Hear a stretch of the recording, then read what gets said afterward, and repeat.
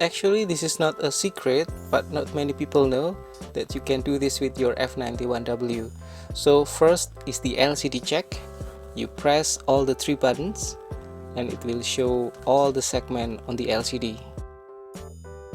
Okay. And then next, if you press and hold this right button, it will show the word Casio, like this.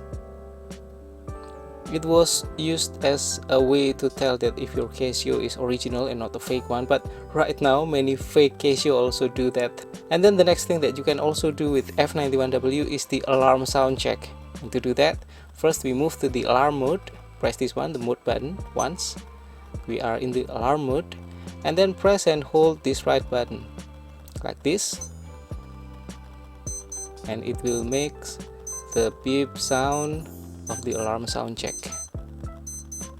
Anyway, this will also change the alarm setting, meaning which alarm is active. So to return to the previous condition, you need to press this button again 3 times. 1, 2 and 3. So if before this sound check it was both off, then it returns again to both feature is off. Okay, and now I press the mode button to return to the timekeeping mode. That's all. Hopefully this is useful, and see you again in the next video. Bye.